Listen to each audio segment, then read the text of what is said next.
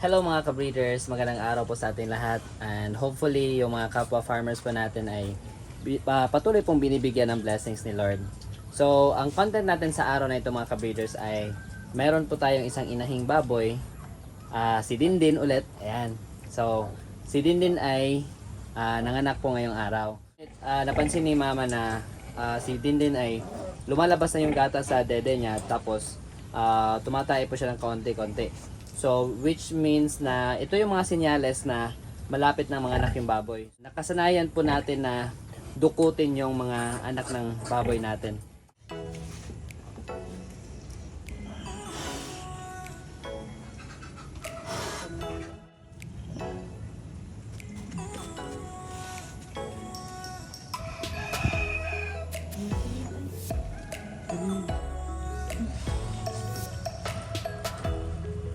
Ala! Nakuha. Dili ako nangilan ni usa. Nakuha ko yung bayag. Mang. Mang. Dali mang, gawin na ni ulo.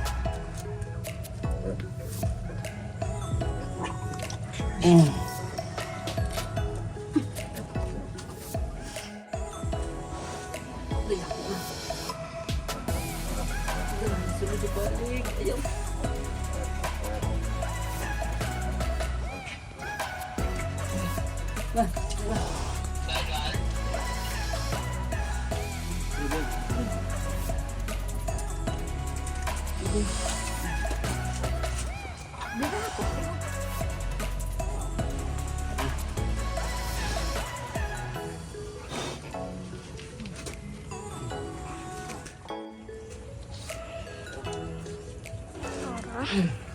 Gawas, bilhan ng pusod. Dali mang.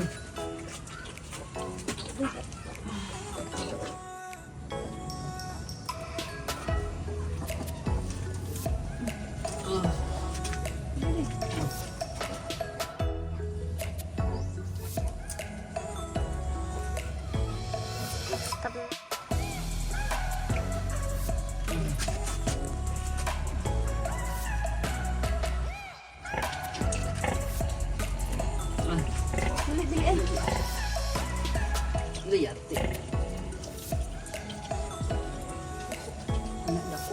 Dali ah.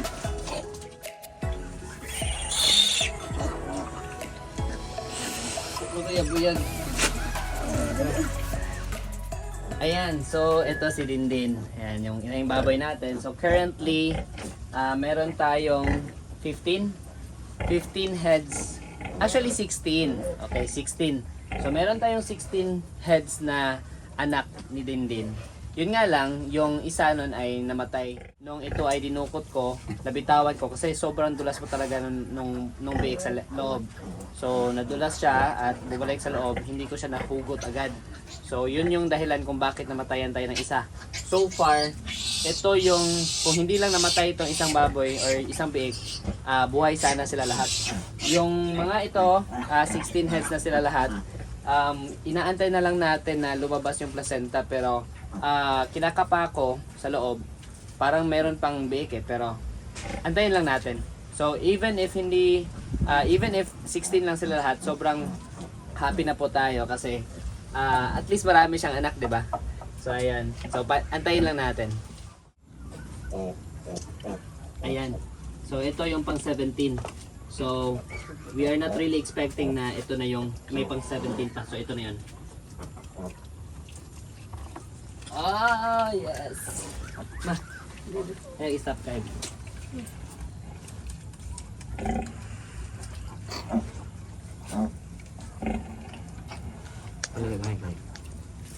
So ayan mga ka-breeders, ito yung pang 17 ha, pang 17. 18 sana sila kasi merong isang durog. So ito yung pang 17. Tapos meron pa isang durog. So 17 na yun, ito meron pa akong nakapa. Ito yung pang 18.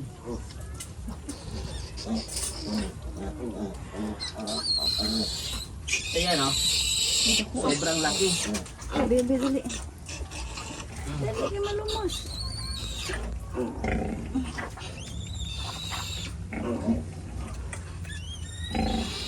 Plus 100. Ayan, di ba? So, itong batch na to yung pinakamarami mga ka-breeders kasi umabot sila ng 18. Plus, merong isang durog, di ba? Ang dami. Grabe, we were not really expecting na ganito karami yung anak niya. Shoutout nga pala kay Manong Tata Kadabid.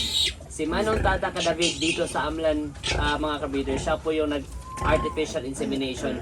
So, siya yung palagi nag-artificial insemination ng aming mga inahing baboy and we are so blessed na palagi pong marami talagang biik. Proven and tested na po yan. Ilang beses na pong nanganak ito si Dindin. Palagi pong marami yung anak. Ayan, so highly recommended sa mga kapwa farmers natin dito sa Amlan. Hopefully, si Manong Tata Kadabit po yung mag-artificial insemination ng mga inahing baboy ninyo.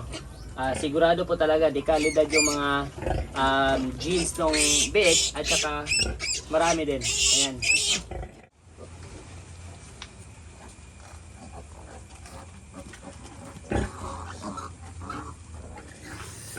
So ayan mga ka-breeders, ang daming biik, ang daming anak ni Dindin, di ba? So we are really happy dahil binigyan po tayo ng maraming blessings ni Lord and hopefully silang lahat ay magiging healthy upang sila po lahat ay mabuhay. Ayan. So thank you so much, goodbye, and happy breeding!